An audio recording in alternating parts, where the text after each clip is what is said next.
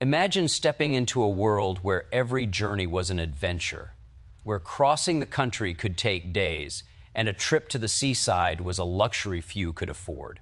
Picture the thunder of steam engines, the clatter of horse-drawn carriages, and families crammed into stagecoaches chasing dreams and destinations. Travel wasn't just about moving from place to place.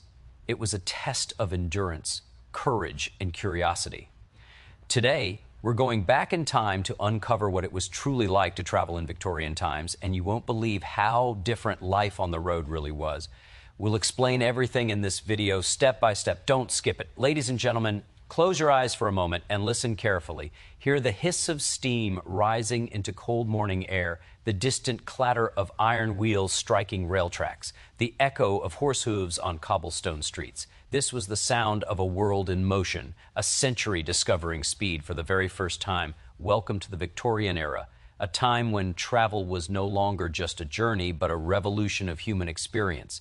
Before the Victorian age began in 1837, travel was slow, uncertain, and often dangerous. Journeys were measured not in hours, but in exhausting days, sometimes weeks. Roads were muddy, rough, and unpredictable. A traveler setting out from London toward the countryside could face broken wheels, highway robbers, or harsh weather with little shelter. To leave home meant risk, and for many ordinary people, travel was a rare privilege reserved for the wealthy or the desperate. But as Queen Victoria's reign unfolded, something extraordinary happened. The Industrial Revolution ignited a transformation that would forever reshape how humans moved across land and sea. Steam power roared to life, and suddenly the world felt smaller. The railway became the beating heart of Victorian travel. Steel rails cut through hills and valleys, connecting cities that had once felt impossibly distant. In 1830, the Liverpool and Manchester Railway had already shocked the world, but by the mid-19th century, a vast web of tracks stretched across Britain like veins carrying the lifeblood of industry and ambition. For the first time in history, ordinary people could travel far beyond their hometowns. A factory worker who had never seen the ocean could now board a train and reach the coast in a single day. Families traveled together in crowded carriages, their eyes wide with wonder as landscapes blurred past windows. Farmers watched with disbelief as roaring locomotives cut through quiet countryside, symbols of both progress and disruption. Yet Victorian train travel was not always glamorous. Third-class carriages were cramped, wooden, and often roofless in early years. Passengers sat shoulder to shoulder, exposed to smoke, wind, and soot. Wealthier travelers, meanwhile, enjoyed plush upholstery, private compartments, and warm blankets, a reminder that even in this new age of mobility, social class shaped every journey. And the trains, they were both marvel and menace. Victorians lived with a constant sense of awe mixed with fear. Newspapers reported spectacular engineering triumphs, but also tragic accidents when brakes failed or tracks gave way. Each journey carried the excitement of possibility and the shadow of danger. Beyond the railways, the Victorian world was crisscrossed by stagecoaches and horse-drawn omnibuses. City streets became alive with movement. London, the empire's sprawling capital, saw thousands of commuters traveling daily. Clerks rushing to offices, women visiting markets, children squeezed into crowded public carriages. The omnibus, often overloaded, swayed dangerously through narrow streets while drivers shouted warnings above the chaos. Then there were the great ocean voyages, journeys that connected Britain to its vast empire. Steamships transformed sea travel much as railways transformed land. Where once sailors relied solely on unpredictable winds, powerful engines now pushed massive ships across oceans with growing reliability. Victorian travelers crossed the Atlantic in search of opportunity, adventure, or escape. Emigrants left behind familiar shores, standing silently on decks as coastlines faded into mist, their hearts heavy with both hope and grief. Yet ocean travel could be brutal. Steerage passengers, often the poor seeking new lives, endured cramped quarters, poor sanitation, and long, lonely weeks at sea. Storms tossed ships violently, sickness spread easily, and uncertainty lingered with every passing wave. Still, millions made the journey, driven by dreams that outweighed fear. Travel also changed the way Victorians saw the world and themselves. Tourism was born. Middle-class families began visiting seaside resorts like Brighton or Blackpool, breathing salty air and strolling along bustling promenades. Guidebooks appeared, instructing travelers on etiquette, destinations, and the art of respectable exploration. Thomas Cook organized some of the earliest package tours, turning travel into a structured and increasingly accessible experience. Imagine the emotional landscape of a Victorian traveler stepping onto a train platform for the first time. The smell of coal smoke, the thunder of machinery, the sense that the world was accelerating beyond anything their ancestors had known. Some felt exhilaration. Others felt unease, fearing that rapid movement threatened tradition and morality. Critics warned that speed might overwhelm the human body or erode social order. But progress moved forward relentlessly. For women, travel carried both opportunity and limitation. Upper-class women could embark on grand tours across Europe, escorted by chaperones. Middle-class women began traveling independently in small but meaningful ways, visiting relatives, attending schools, or exploring cities. Travel slowly expanded their sense of independence, even within the strict boundaries of Victorian society. And consider the children of this era, their faces pressed against train windows, watching the countryside rush past like a living painting. For them, travel was not just movement, it was imagination made real. The world was opening 1 mile at a time, but amid all this progress, travel also revealed the inequalities of empire. Railways were built across colonies, often through harsh labor and under unequal conditions. Ships carried not only passengers, but also goods extracted from distant lands. Victorian travel was a symbol of innovation, yet also a reflection of global power structures that shaped lives far beyond Britain's shores. As the Victorian era drew to a close in 1901, the world had changed forever. Distance had shrunk, speed had become normal. Travel was no longer an extraordinary event. It was becoming a routine part of life. The seeds planted during this century would grow into the interconnected world we know today. And so when we look back at Victorian travel, we see more than trains and ships. We see humanity standing at the threshold of modernity, stepping into a future defined by motion, curiosity, and relentless change. Every whistle of a steam engine, every crowded carriage, every tearful goodbye at a harbor tells a story of courage and transformation. Because travel in the Victorian age was not simply about going somewhere new. It was about redefining what it meant to be human in a world suddenly filled with possibility. The Victorians did not just cross distances. They crossed boundaries of imagination, and in doing so, they set the world in motion for generations to come. The arrival of the railway in the Victorian era did more than introduce a new machine. It reshaped the rhythm of daily life and altered humanity's relationship with distance, time, and possibility. Before iron rails stretched across the countryside, most people measured travel in aching miles and uncertain hours. The idea of moving faster than a galloping horse seemed almost unnatural, even frightening. Then came the roar of steam engines, dark plumes rising into gray skies, signaling a transformation that would forever redefine movement. Villages once isolated from distant cities suddenly found themselves connected by shining tracks that cut through fields, forests, and hillsides, bringing unfamiliar sounds and unfamiliar strangers into quiet communities. In the early days, many Victorians watched the trains with a mixture of wonder and dread. Farmers paused mid-harvest as locomotives thundered past, rattling the ground beneath their feet. Some feared the machines would frighten livestock or disrupt the calm of rural life. Others worried that the human body was never meant to travel at such speeds, believing rapid motion might harm the mind or spirit. Yet curiosity proved stronger than fear. Crowds gathered at newly built stations, eager to witness departures and arrivals, treating each journey as a spectacle of modern engineering. Railway stations themselves became symbols of progress. Massive iron arches and glass roofs stretched overhead, protecting travelers from rain while allowing light to pour in like hope itself. The platforms bustled with activity, porters rushing with luggage, vendors selling newspapers and hot drinks, families embracing before long separations. Clocks hung prominently on walls, reinforcing a new obsession with punctuality. Time was no longer flexible or local. It became standardized, disciplined, and shared across regions, forcing society to synchronize its daily routines with the relentless schedule of trains. For the working class, the railway represented an unexpected doorway to experiences once reserved for the wealthy. Factory laborers who had never left their neighborhoods could now purchase affordable tickets and venture beyond the limits of their known world. A day trip to the seaside became possible, offering fresh air and fleeting freedom from crowded industrial cities. Children stared out of carriage windows in amazement as landscapes rushed by, Rolling fields, distant villages, rivers glistening under sunlight. Scenes that once existed only in stories or dreams. Despite its promise of accessibility, railway travel reflected the rigid social hierarchy of Victorian society. First-class passengers settled into plush seats surrounded by polished wood and soft lighting, enjoying privacy and comfort. Second-class travelers experienced modest accommodations with fewer luxuries but still some protection from the elements. Third-class passengers often endured cramped spaces, hard benches, and exposure to smoke and cold winds, especially during the early years when some carriages lacked roofs or proper insulation. The railway democratized travel to an extent, yet every journey reminded passengers of their place within a deeply stratified world. The soundscape of the railway became woven into everyday life.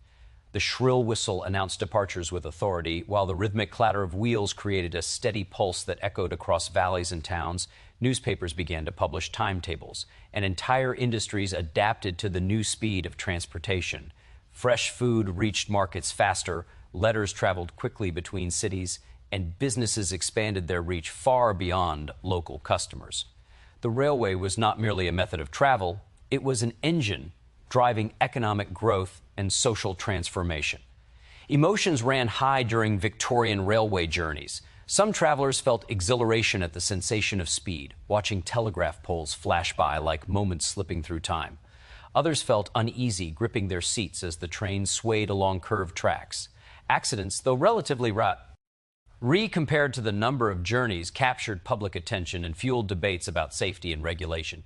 Engineers worked tirelessly to improve braking systems, signaling methods, and track construction, while passengers developed rituals of prayer or silent reflection before boarding.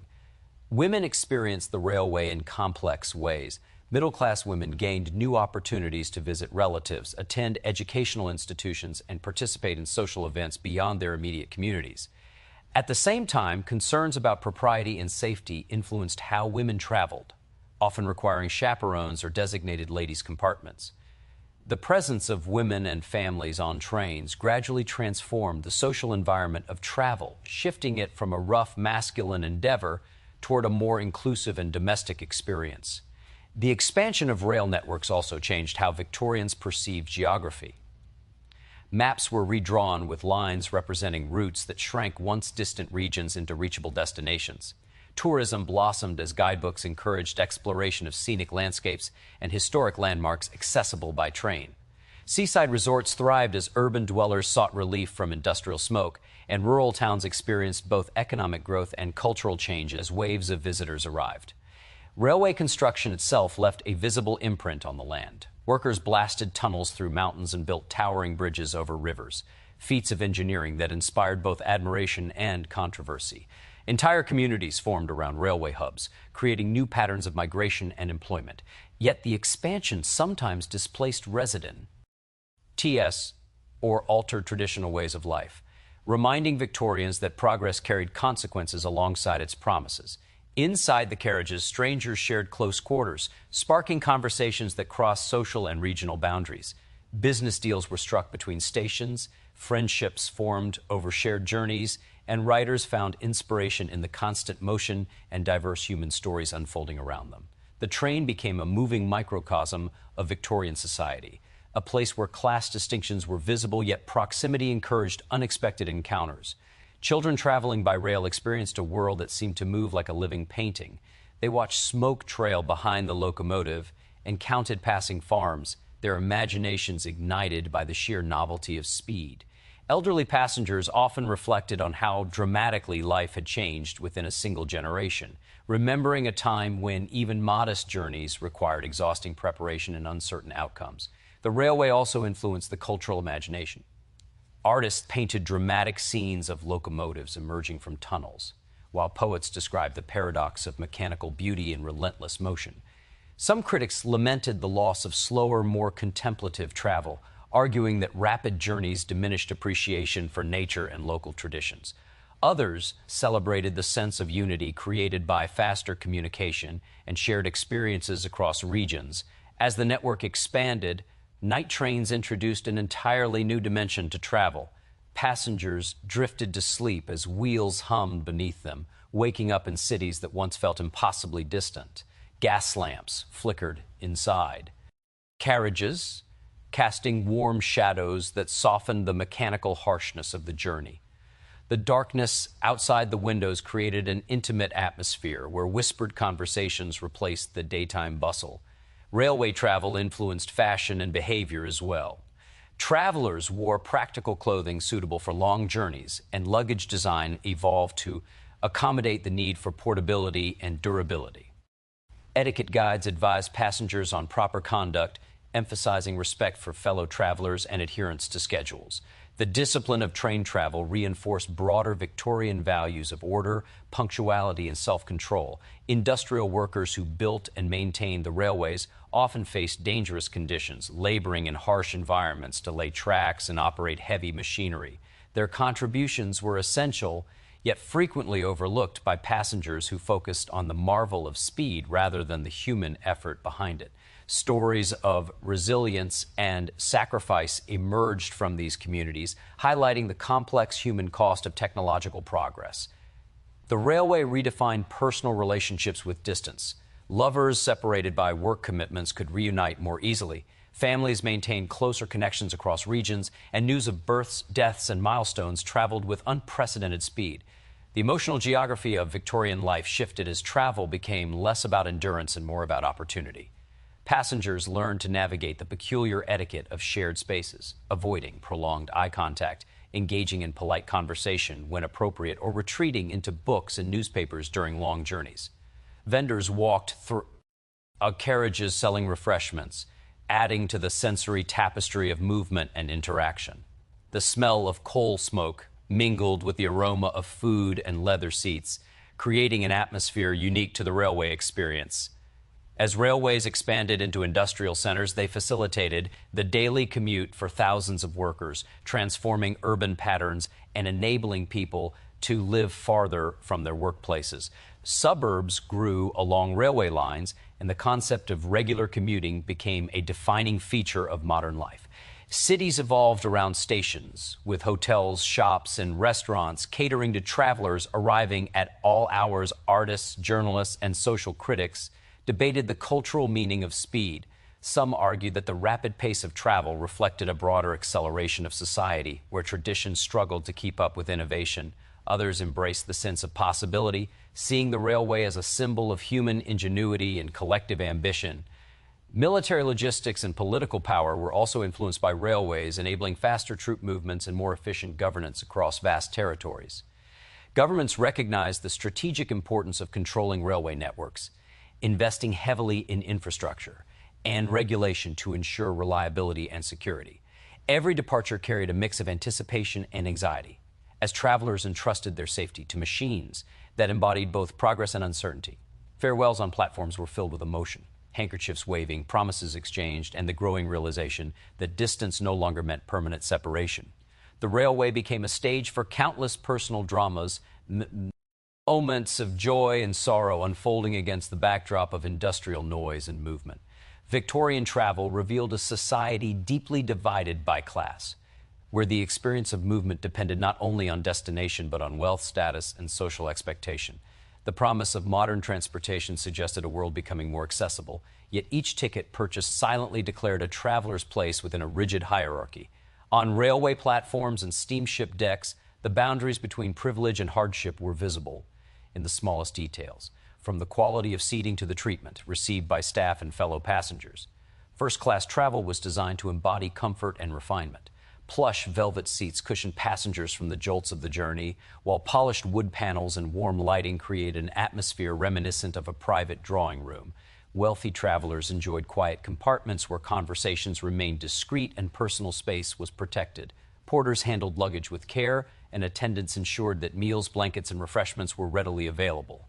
Travel became an extension of upper-class life, a continuation of social rituals where etiquette, fashion, and conversation reinforced status. Second-class travel occupied a middle ground, offering modest comfort without the extravagance reserved for the elite. The seats were firmer, the carriages less ornate, yet still sheltered from the harshest elements. Middle-class travelers included merchants, teachers, and clerks, who embraced the railway as a symbol of aspiration and progress. For them, travel was both practical and transformative, a chance to participate in a modern world that promised opportunity while reminding them of the social distance that remained between their lives and those of the wealthy. Third-class travel told a different story entirely, one marked by endurance rather than luxury. Early third-class carriages were often little more than wooden benches inside basic compartments, sometimes lacking roofs or windows that could protect passengers from wind, rain, and coal smoke. Travelers sat shoulder to shoulder, their journeys accompanied by the constant rumble of machinery and the smell of soot. Laborers, migrants, and families seeking affordable transportation filled these spaces, carrying heavy bags and heavier hopes. Despite the discomfort, the railway still represented liberation, allowing people of modest means to travel farther than ever before. Steamships mirrored this stark contrast between privilege and hardship. First-class cabins resembled floating hotels, complete with fine dining rooms, chandeliers, and elegant lounges where travelers dressed in their finest attire for evening meals. Music, conversation, and leisure activities filled long ocean crossings, transforming travel into a social event as much as a journey. Wealthy passengers could stroll on spacious decks, enjoying sea breezes and breathtaking views, while insulated from the struggles experienced by those in lower classes. Below deck, steerage passengers endured cramped quarters with limited privacy and minimal sanitation. Families shared small bunks and crowded spaces where illness could spread quickly. The noise of engines and the relentless motion of waves created a harsh environment, and access to fresh air was limited. Meals were simple and often insufficient, forcing passengers to rely on their own supplies when possible. Many immigrants traveled in these conditions, driven by dreams of a better future. Despite the physical and emotional toll of the voyage, even the act of boarding reflected social divisions. Wealthy travelers arrived with servants and carefully packed luggage escorted directly to comfortable waiting areas. Third-class passengers often waited in long lines, subjected to inspections and crowded holding areas before departure. The contrast extended to ticket offices, entrances, and even the placement of carriages on the train, reinforcing a visible separation that defined every stage of the journey. Victorian society placed immense importance on appearance and behavior during travel. Upper-class passengers were expected to dress elegantly, maintaining a sense of dignity regardless of distance traveled. Their clothing signaled respectability and wealth, while their manners reflected an education rooted in social etiquette. Conversations revolved around politics, literature, and business, reinforcing networks of influence that extended beyond the journey itself. Middle-class travelers navigated a delicate balance between aspiration and practicality. They followed etiquette guides that instructed them on appropriate behavior, striving to demonstrate refinement while managing limited resources. The railway offered them access to cultural experiences, visits to theaters, museums, and coastal resorts that shaped their identity as participants in a growing modern culture. For working-class passengers, travel could be both empowering and exhausting. Long hours in crowded compartments tested patience and resilience. Yet the opportunity to leave familiar surroundings represented a profound shift in personal freedom. Seasonal workers traveled to new regions in search of employment, while families visited relatives they had not seen in years. Despite the discomfort, these journeys carried deep emotional meaning, symbolizing mobility in a world that often restricted opportunity. Gender expectations further complicated the experience of class during travel. Upper-class women often traveled in private compartments accompanied by chaperones, maintaining strict standards of propriety. Middle-class women used travel as a means of gaining independence, attending educational institutions, or engaging in charitable work beyond their hometowns. Working-class women faced additional challenges, balancing childcare and household responsibilities while navigating crowded public spaces where privacy was scarce. Interactions between classes were limited yet unavoidable. Shared platforms, waiting rooms, and ticket counters brought people from different backgrounds into proximity, sometimes creating tension or curiosity. Wealthy passengers often avoided direct contact with those in lower classes, retreating into exclusive compartments or lounges. Yet fleeting moments of connection occurred. A shared glance during a delayed departure, a brief exchange of kindness during a difficult journey, revealing the complex humanity beneath rigid social boundaries. The architecture of stations and ships reinforced class divisions through design. Separate waiting areas, entrances, and dining facilities ensured that passengers remained within their designated social spaces. First-class lounges featured comfortable seating and decorative elements, while third-class areas were functional and crowded. Even access to information differed, as wealthier travelers received personalized assistance while others relied on public announcements and printed schedules. The economic impact of class-based travel extended beyond individual experiences. Railway companies and shipping lines structured pricing and services to maximize profit while maintaining clear distinctions between social groups. Marketing materials emphasized luxury and exclusivity for affluent customers, while affordability campaigns targeted the working class with promises of accessible travel. This dual strategy reflected the broader Victorian economy, which balanced industrial growth with deeply entrenched inequality. Cultural perceptions of travel also varied by class. For the wealthy, travel was often associated with leisure, education, and refinement. Grand tours across Europe exposed upper-class youth to art, architecture, and history, reinforcing a sense of cultural superiority. Middle-class tourism focused on self-improvement and family bonding, with visits to scenic landscapes and historical sites becoming markers of respectable living. Working-class travel was typically motivated by necessity, employment, migration, or family obligations, though occasional excursions to seaside resorts provided moments of joy and escape. Literature and journalism of the era captured these contrasts vividly. Writers described the elegance of first-class compartments alongside the crowded reality of third-class travel, highlighting the paradox of a society embracing modern technology while clinging to rigid social hierarchies. Illustrations in newspapers depicted fashionable passengers strolling along ship decks while laborers struggled below, offering readers a visual reminder of the inequality embedded within progress. Children's experiences of travel reflected their family's social status. Wealthy children played games and read books in comfortable compartments, their journeys guided by attentive adults. Working-class children often sat on hard benches, sharing cramped spaces with strangers while learning resilience at an early age. Yet regardless of class, many children shared a sense of wonder at the novelty of movement, watching landscapes blur past windows with wide-eyed curiosity. The emotional landscape of class-based travel was complex and deeply personal. Wealthy travelers sometimes felt isolated within their luxurious compartments, separated from the vibrant diversity of the broader passenger community. Working-class travelers experienced both pride in their ability to travel and frustration at the conditions they endured. Middle-class passengers navigated aspirations and anxieties, striving to maintain dignity while confronting the visible markers of social difference surrounding them. Social reformers began to question the fairness of extreme disparities in travel conditions. Campaigns for improved third-class accommodations led to gradual reforms, including covered carriages and better sanitation. These changes reflected a growing awareness that modern transportation should serve all members of society with a basic level of dignity, even as class distinctions remained firmly entrenched. Each journey became a living illustration of Victorian social structure, where progress and inequality traveled side by side on the same rails and seas. The contrast between luxury and hardship was not merely a reflection of wealth, but a window into the values, fears, and ambitions of an era grappling with rapid change and enduring tradition.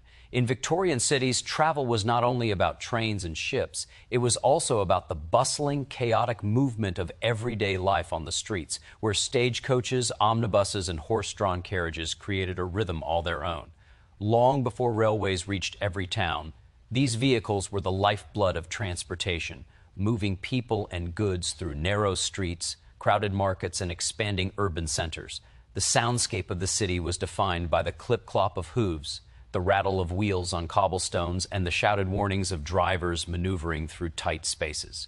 For many Victorians, the daily commute began long before trains existed, relying on the skill, strength, and endurance of horses and drivers who guided their charges through unpredictable urban environments.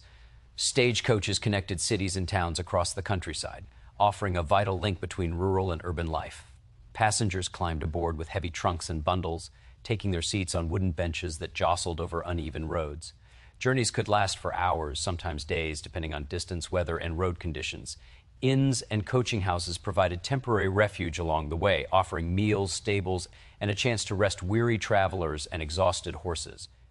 Every stop carried its own rhythm and ritual: the changing of horses, the clatter of harnesses, the exchange of information between drivers and innkeepers. These journeys were as much about endurance and survival as they were about reaching a destination. The omnibus emerged as an essential mode of city transport, particularly in London and other growing urban centers. Unlike stagecoaches, which traveled long distances, omnibuses served daily commuters carrying people through crowded streets to offices, markets, and homes. The vehicles were large, often accommodating dozens of passengers on benches that lined the interior. The upper deck, exposed to wind and rain, provided a panoramic view of the city but demanded resilience from those who chose to ride there. Conductors and drivers called out stops and fares, navigating narrow streets, dodging pedestrians, and maintaining control over the sometimes unruly passengers. Riding an omnibus became a communal experience where strangers shared space, overheard conversations, and observed the daily life of their fellow citizens. Crowds were a constant presence around city streets, particularly during peak commuting hours. Vendors pushed carts filled with food, newspapers, and trinkets, weaving among carriages and pedestrians.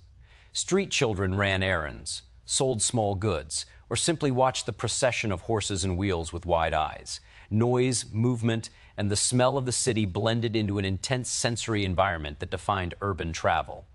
For newcomers to the city, the streets could be overwhelming, a chaotic world that required vigilance and adaptability. Every step, every glance was part of a delicate negotiation with other travelers, animals, and the rhythm of city life. Horse-drawn carriages provided another layer of mobility, often seating social status as much as practicality. Private carriages offered wealthy citizens comfort, privacy, and a display of prestige. With polished wood, leather seats, and attentive drivers, these vehicles glided along city streets while their occupants observed life from a distance, insulated from the chaos of daily commerce. Meanwhile, poorer citizens relied on shared carriages or walked long distances, their experience of urban travel far more strenuous. The disparity in comfort, speed, and safety was a constant reminder of the social hierarchy embedded in the city's transportation system. Travel by stagecoach and omnibus also demanded attention to the physical environment. Cobblestone streets jostled passengers, while uneven pavements and muddy lanes created hazards for both horse and rider. Drivers needed skill to maintain balance, navigate sharp turns, and avoid collisions, and passengers learned quickly to hold on, brace themselves, and anticipate the movement of the vehicle. Accidents were common, ranging from minor spills to serious injuries, and the unpredictability of travel added tension to every journey. Yet these challenges also fostered a certain resilience and adaptability among regular commuters who learned to move confidently through the city's relentless motion. Daily routines were structured around the availability of transportation. Commuters planned their mornings to coincide with omnibus schedules or stagecoach departures, leaving little room for spontaneity. Businesses adapted to the movement of people, with offices, markets, and shops aligning hours to accommodate the flow of traffic. The streets themselves became living systems, arteries pulsing with the rhythm of human activity, vehicles, and animals. Coordination, observation, timing were essential skills for anyone who wished to navigate successfully. The experience of travel in the streets was deeply social. Passengers engaged with drivers, conductors, and fellow riders, forming networks of acquaintance and observation. Conversations could range from practical inquiries about routes to discussions of current events, gossip, or philosophical debates. Children and adults alike absorbed the sights, sounds, and stories of the streets, learning both the practicalities of navigation and the nuances of urban society.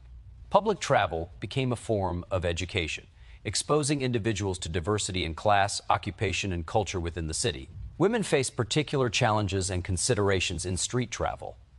While some could afford private carriages, many relied on omnibuses or walked through busy streets, balancing the need for modesty with the practicalities of commuting.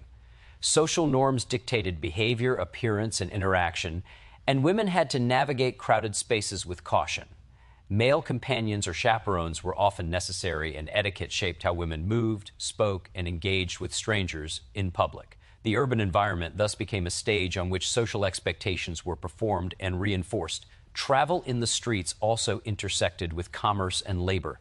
Mail coaches carried correspondence across regions, ensuring communication for business and personal matters. Delivery carts transported goods to shops, markets, and homes, integrating the flow of information and material resources with the physical movement of people. Street. Vendors and porters played vital roles, facilitating transactions, assisting travelers, and maintaining a sense of order amid apparent chaos. The interconnectedness of commerce and travel underscored the streets as sites of economic as well as social activity. The architecture of the city influenced patterns of movement. Narrow alleys, wide boulevards, bridges, and public squares all shaped the flow of carriages, pedestrians, and street commerce. Landmarks such as markets, churches, and railway stations served as hubs where paths converged, and travelers paused to orient themselves or exchange information. Urban planning was both a response to and a determinant of movement. With city design affecting speed, accessibility, and safety, emergencies and unpredictability were constant companions for street travelers. Weather could render roads slippery or impassable, while street fires, floods, or construction disrupted routines. Drivers, passengers, and pedestrians developed improvisational skills to manage these challenges, learning to anticipate obstacles and adjust quickly. The city was alive with potential danger and opportunity, and successful navigation required both observation and experience. The evolution of street travel also reflected broader technological and social changes. Innovations in carriage design, road construction, and signaling improved safety and efficiency, while the expansion of railways influenced patterns of urban commuting. Omnibuses became more organized, schedules more reliable, and fares standardized, creating a new rhythm of movement across cities. The interplay of technology, society, and human adaptation defined the daily experience of travel, blending tradition with innovation in ways that shaped the Victorian urban landscape. Cultural life on the streets was intertwined with transportation. The sights and sounds of daily movement inspired writers, painters, and musicians who captured the energy and diversity of urban travel. Literature described the tension and excitement of crowded thoroughfares, the drama of misconnections and the small triumphs of successfully navigating complex networks of movement. These depictions reinforced the idea that the streets themselves were a stage on which human drama unfolded, where every passenger contributed to the living tapestry of the city. Public safety and regulation began to take shape as authorities recognized the challenges posed by dense, fast-moving urban traffic. Police officers, street signs, and traffic signals attempted to manage the flow of vehicles and pedestrians, while laws addressed accidents, fares, and passenger behavior. Enforcement was uneven, but the very existence of rules reflected a growing awareness of the need for order amid expanding complexity. Travel through city streets was not merely a personal endeavor. It was a negotiation with systems of control, infrastructure, and authority. Children learned the intricacies of street travel from observation and practice. Playing, running errands, or accompanying adults, they internalized the rhythm of urban movement, developed spatial awareness, and understood the social codes that govern public interaction. Street travel was thus an educational experience, shaping not only mobility, but also socialization, perception, and confidence. Children's experiences mirrored those of adults, reflecting both limitations imposed by age and opportunities to engage with a broader world. The sensory dimension of street travel was profound. The clatter of wheels, the neighing of horses, the cries of vendors, and the chatter of passengers created a constant symphony. The smell of animals, food, coal, and city refuse combined into a distinctive urban aroma, while the visual spectacle of carriages, pedestrians, shop fronts, and advertisements created a dynamic landscape in motion. For those traveling daily, these sensory inputs became part of lived experience, shaping memories, routines, and emotional responses to the city itself. Street travel also offered glimpses of the inequalities and opportunities within urban life. Wealth, occupation, and social standing determined where one could ride, how comfortably, and with whom. Yet shared space sometimes blurred boundaries, forcing temporary encounters across class lines. These moments could be tense, humorous, or enlightening, illustrating both the rigidity and permeability of social structure. The streets were simultaneously democratic and stratified, reflecting the complex realities of Victorian urban society. Stagecoaches, omnibuses, and horse-drawn carriages were more than transportation. They were instruments through which the daily life of the city was experienced, negotiated, and understood. Movement through streets was an exercise in patience, observation, and social intelligence, requiring travelers to navigate both physical and social landscapes. The experience was defined by rhythm, noise, and shared participation, with each journey contributing to the collective life of the city. travel in Victorian urban spa. CES was thus a deeply human activity, connecting people to one another, to commerce, and to the evolving pulse of modernity. Steamships and ocean travel during the Victorian era transformed human movement across the seas, turning voyages that once took months into journeys measured in weeks, sometimes days. Before steam power, sailing ships dominated long-distance travel, relying entirely on wind and tide. A voyage could be unpredictable, delayed by storms, becalmed in open water, or thrown off course by shifting winds. Families, merchants, and immigrants alike endured uncertainty, sometimes risking lives for trade, exploration, or the hope of a new beginning. The introduction of steamships brought unprecedented reliability and speed, changing not only the mechanics of travel, but the emotional experience of crossing the ocean. The industrial engine at the heart of these vessels allowed ships to defy the whims of weather to a remarkable degree. Whereas sailing ships had to wait for favorable winds, steamships could maintain schedules with remarkable consistency, providing a new sense of certainty for travelers. Companies competed to offer the fastest and most comfortable voyages, advertising speed, safety, and modern conveniences. The Atlantic, once a vast and intimidating barrier, became a traversable space, shrinking the emotional and physical distance between Britain and its colonies and between Europe and the Americas.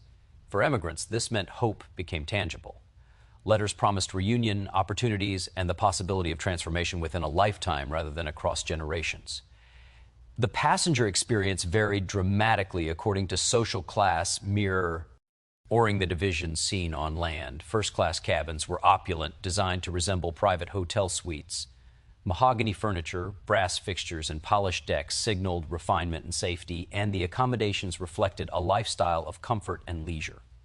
The wealthy could dine in elegant saloons, stroll on expansive decks, and engage in conversation or intellectual pursuits while watching the waves glide past. Music, books, and entertainment ensured that the passage was enjoyable, a time to relax, reflect, or socialize with peers. Steamships for the affluent became a space of ritualized refinement, where travel was not merely functional, but a stage on which social status and culture were displayed. Second-class accommodations offered moderate comfort, allowing middle-class travelers to participate in the excitement of long-distance voyages without the full luxury of first-class amenities. Carriages or cabins were smaller, meals more modest, and leisure options limited, yet the experience was still far removed from the hardships faced by those in steerage. Passengers in second class often included merchants, teachers, and professionals traveling for business, education, or family matters, people who valued both economy and dignity.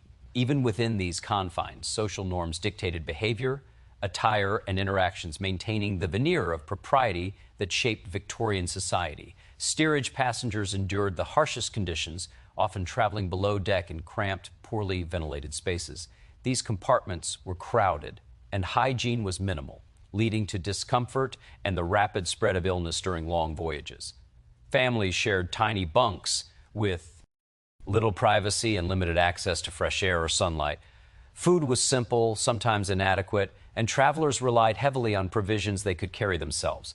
Despite these challenges, millions of immigrants undertook these journeys, driven by the promise of a new life in faraway lands, where opportunities, freedom, and hope outweighed the dangers and discomforts of the crossing. The emotional experience of ocean travel was intense and varied. First-class passengers often experienced a mixture of excitement and curiosity, enjoying the novelty of the moving vessel and the dramatic expanse of the ocean. The sense of leaving land behind, witnessing the horizon stretch endlessly, created both awe and introspection. For steerage passengers, anxiety was often more pronounced. Waves that tossed the ship violently, storms that battered the hull, and the confined spaces below deck created fear and fatigue. Yet these passengers pressed onward with determination, sustained by hope, dreams, and the necessity of survival. Weather shaped every aspect of the journey. Storms could prolong travel or make conditions unbearable, and rough seas challenged even the strongest passengers. Calm weather could create a monotonous rhythm, with days blending together as travelers stared at the horizon. Observing the vastness of the ocean, Victorians confronted the fragility of human life against nature's power. For children, the experience could be thrilling or frightening. For adults, it was a mixture of responsibility, anxiety, and fascination. Seasickness, physical strain, and emotional stress were constants, reminding travelers of the ocean's power and the human vulnerability within it. The mechanics of steamships fascinated Victorians. Travelers could hear the rhythmic churning of paddle wheels or propellers, feel the vibration of engines beneath their feet, and watch smoke billow from towering funnels. Engineers and crew worked ceaselessly to maintain propulsion, monitor boilers, and ensure navigation. Their labor often went unseen by passengers, yet it was critical to every journey's success. The presence of machinery created a blend of awe and anxiety, a recognition of human ingenuity intertwined with dependence on technology that could fail or falter. Social life aboard steamships was structured and ritualized. Meals were scheduled, decks were patrolled, and activities were organized to pass time and maintain decorum. Passengers observed etiquette carefully. Conversation, dress, and behavior were regulated by both class expectations and maritime norms. Shared experiences such as crossing a rough sea, witnessing a sunrise, or attending communal events created temporary communities on board where bonds were formed across both shared privilege and shared hardship. Yet for many, the sea reinforced a sense of isolation, a reminder that despite human ingenuity, they were still at the mercy of nature. Women traveling on steamships faced specific challenges and opportunities. In first class, privacy and protection allowed them freedom to stroll decks, read, and socialize, but norms of propriety still governed behavior. In steerage, women managed children, tended to family needs, and endured the discomforts of confined spaces with endurance and resilience. Their experience highlighted the intersection of gender, class, and mobility, demonstrating both limitations and the ways in which travel offered a measure of independence. Steamship travel also reshaped immigration patterns. Large numbers of Europeans traveled to the Americas seeking work, land, or refuge from poverty, political instability, or persecution. Families often embarked on months-long journeys together, sharing hopes and anxieties, forming tight-knit communities on board. Arrival at distant ports was both a triumph and a challenge, as immigrants faced the unknown, cultural adaptation, and often further hardship. Yet the ocean crossing itself represented a profound act of courage and determination. The expansion of steamship lines reflected both technological innovation and commercial ambition. Shipping companies invested in faster engines, larger vessels, and improved accommodations, competing for passengers who valued safety, speed, and comfort. The introduction of mail steamers revolutionized communication, carrying letters and packages across continents with unprecedented reliability, linking families and businesses in ways previously unimaginable. The movement of goods and people across the seas transformed economies, politics, and personal relationships simultaneously. Cultural and literary responses to steamship travel captured its drama and emotion. Writers described the vastness of the ocean, the tension of departure, the spectacle of storm and calm, and the human stories unfolding aboard ships. Illustrations and later photographs recorded the engineering marvels of steamships, while journals and letters provided intimate accounts of individual journeys. Through these narratives, the Victorian experience of ocean travel became a source of inspiration and documentation, preserving the human dimensions of technological change. Passengers developed routines to cope with the monotony and challenges of extended voyages. Daily walks on deck, observation of sea life, and attention to personal projects provided structure. Children learned games, read, or helped with small tasks, integrating learning and leisure. Adults found ways to maintain social connections, reflect, and engage in productive activity.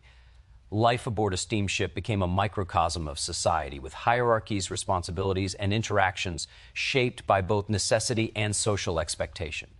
Health and sanitation were pressing concerns on long voyages. Ventilation, fresh water, and food storage were critical to survival, particularly in steerage, where cramped conditions and limited resources could exacerbate illness. Ship crews and medical personnel worked to mitigate risk, yet outbreaks of disease were not uncommon, adding a layer of anxiety to travel. Passengers learned to adapt, developing strategies for hygiene, diet, and movement to sustain physical and emotional well-being. Travelers also witnessed the interplay of empire and trade in the movement of people and goods. Steamships carried not only passengers but commodities, mail, and cultural exchange across continents, ports became hubs of international activity, connecting the Victorian world in a web of commerce and migration. The sea became both a conduit for human ambition and a stage on which global power, opportunity, and displacement were enacted. The experience of travel was inseparable from the broader political and economic forces that shaped the era. Passengers' perception of time shifted during ocean voyages. Days were marked by routine, observation, and anticipation of arrival. Yet the relentless forward motion of the vessel created a new sense of distance, compressed into hours. Travelers could measure progress through the changing positions of the sun, the sight of passing ships, or the approach of land. The ocean became both a barrier and a connector, defining a liminal space where passengers were suspended between departure and arrival, between past and future. Emotional landscapes varied widely. For some, excitement and curiosity predominated, a sense of adventure tinged with wonder at the machinery and vastness of the sea. For others, fear, homesickness, and uncertainty dominated, particularly for those leaving behind everything familiar. Families experienced both tension and bonding, as the pressures of space, movement, and shared conditions intensified relationships. Steamship travel was an intimate, communal experience as much as it was a mechanical and logistical achievement. Technological innovation continuously reshaped these experiences. Improvements in engine efficiency, hull design, and navigational instruments increased speed, reliability, and safety. Telegraph systems at ports allowed for coordination and communication, integrating ocean travel into the larger networks of commerce, migration, and governance. The Victorian world increasingly relied on the predictability and efficiency of these voyages, transforming both expectations and possibilities for movement across the globe. The sensory dimension of the voyage was intense. The rhythmic churning of engines, the smell of coal smoke mingling with sea air, the motion of waves against the hull, and the shifting colors of ocean and sky created a constantly changing environment. Passengers absorbed these stimuli, responding emotionally and physically to the constant interplay of machine, nature, and human presence. For many, the ocean crossing became a formative experience, leaving impressions that would shape memory, identity, and perspective on the wider world. DUR families traveling together experienced unique dynamics. Children, often restless in confined spaces, became central to the rhythm of family life, influencing routines, social interaction, and emotional tone. Parents navigated the practical challenges of meals, hygiene, and supervision while managing the emotional strain of long separation from familiar land. Older travelers reflected on the novelty and challenge of mechanical navigation, witnessing the blending of human ingenuity and natural power in ways that inspired awe, fear, and contemplation. Tourism and the culture of exploration in the Victorian era emerged as one of the most profound social transformations of the 19th century, reshaping the way people moved through the world and experienced it. Travel was no longer solely a matter of necessity, commerce, or survival. It became a pursuit of leisure, education, and personal enrichment. The expansion of railways, the proliferation of steamships, and the growing accessibility of roads allowed people from the middle and upper classes to embark on journeys that would have been unimaginable to previous generations. Seaside resorts, picturesque countryside retreats, and historic towns became destinations, each offering a window into culture, nature, and history that was carefully curated and marketed to the burgeoning traveler. The Victorian fascination with exploration was deeply intertwined with the values of curiosity, improvement, and self-cultivation. Guidebooks, maps, and travel manuals proliferated, instructing readers on how to see and interpret the world in ways that aligned with social norms and expectations. Tourists were taught how to dress, where to stay, how to behave, and what to observe, reflecting a society that prized propriety, education, and social awareness. Travel became a performance as much as a journey, a structured exercise in observation and refinement, where the landscape itself served as a canvas for moral, aesthetic, and intellectual engagement. Seaside resorts were among the most popular expressions of Victorian tourism. Towns such as Brighton, Blackpool, and Scarborough flourished as urban populations sought relief from the industrial smoke and crowded streets of cities. The seaside offered fresh air, exercise, and leisure in ways that the urban environment could not. Promenades lined with shops and cafes became stages for social display where families strolled in carefully curated attire, observing etiquette and status while enjoying the novelty of sand and surf. Bathing machines and changing huts reflected both the growing popularity of swimming and the strictures of modesty, allowing visitors to enjoy the sea while maintaining social decorum. The act of walking along the promenade, attending concerts, or partaking in local amusements became a ritualized form of expo. Blending recreation with social signaling. In addition to the seaside, the countryside and historical landmarks drew travelers seeking education, reflection, and aesthetic pleasure. Railways enabled easy access to rural landscapes, ancient ruins, and estates previously limited to the landowning classes. Tourists could visit the Lake District, the Scottish Highlands, or the castles and cathedrals of England, absorbing scenic beauty alongside lessons in history, architecture, and cultural heritage. The idea of the Grand Tour, once reserved for aristocrats traveling across Europe, gradually expanded to include middle-class families who could experience the educational and moral benefits of travel without the necessity of extended, expensive expeditions. Travel became a tool for cultivating taste, intellect, and social sophistication. The tourism industry itself evolved rapidly in response to this demand. Travel agencies, most notably Thomas Cook's son, pioneered organized tours, offering packages that included transportation, accommodation, and guided itineraries. These tours reduced uncertainty, allowed for more efficient use of time, and provided a sense of security for travelers unaccustomed to long journeys. They also democratized travel to a degree, opening destinations to middle-class individuals who might otherwise have been excluded due to logistical challenges. Tour leaders guided groups through cities, countrysides, and coastal towns, offering commentary on history, architecture, and culture while ensuring that travelers maintained the social norms expected of their class. Urban tourism also flourished as cities themselves became attractions. London, Paris, Edinburgh, and other metropolitan centers offered museums, galleries, theaters, and markets that drew visitors for both education and amusement. Urban tourism encouraged the development of infrastructure, including hotels, restaurants, and public transport, further facilitating the mobility of visitors. Streets and public spaces were adapted to accommodate pedestrians and vehicles, reflecting a growing awareness of tourism as both economic opportunity and social phenomenon. Landmarks were often interpreted through the lens of national pride, moral education, or aesthetic appreciation, ensuring that each visit reinforced cultural values and identity. Victorian tourism was also deeply connected to the notion of personal experience and introspection. Travel provided a temporary removal from daily responsibilities, allowing individuals to reflect on life, contemplate beauty, and encounter new ideas. Writers, artists, and scholars drew inspiration from journeys, producing works that documented landscapes, architecture, and social customs. Journals and letters became vehicles for sharing experiences, cultivating a sense of connection between traveler and audience. The act of observing, recording, and interpreting the world became a defining feature of the Victorian approach to tourism, blending curiosity with discipline, leisure with learning.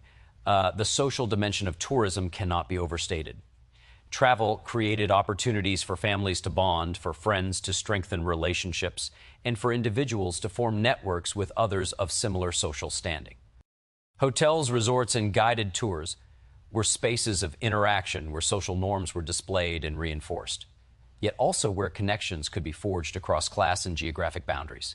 The etiquette of travel extended from dress to conversation, ensuring that tourism was both pleasurable and socially acceptable, blending recreation with performance. Thanks for watching this video, and don't forget to like and sub Cribs.